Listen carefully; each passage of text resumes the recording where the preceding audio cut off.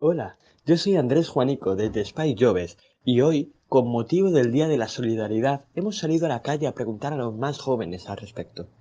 Vamos a verlo. En un momento pasa por ejemplo, alguien que no tiene casa, que no tiene techo, pasa, ser solidario con él es meterte en su piel en ese momento.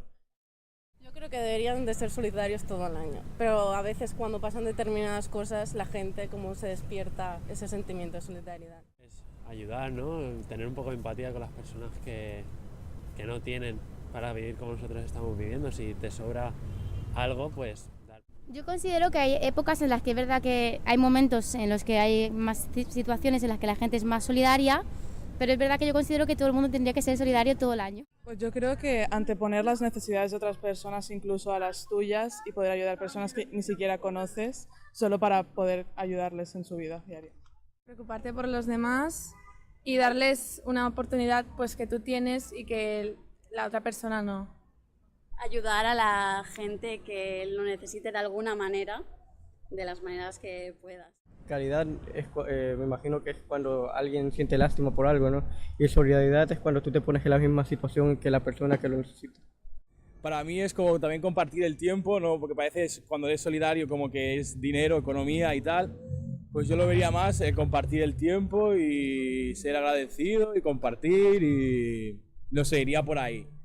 Yo considero que la caridad es algo que das porque te lo piden otras personas y la solidaridad te sale del alma, de dentro. Pues solidaridad supongo que significa dar lo que puedas dar a la gente que necesite algo, sea comida, sea dinero, sea apoyo, sea lo que sea. Solidarizarse pues con una causa, ya sea porque lo pasan mal en ese momento, ya sea porque haya un problema en la sociedad, ponerse en el sitio de ellos y pues dar lo que, como ha dicho, lo que se pueda a cada uno, ponerse en su lugar. Ser solidario es compartir la convivencia con las demás personas, porque aquí vivimos todos y coexistimos todos y yo creo que no todos, por desgracia, no todos lo pueden pasar bien. Y yo creo que compartiendo todos juntos es la mejor forma de que todos podamos vivir bien y en sociedad.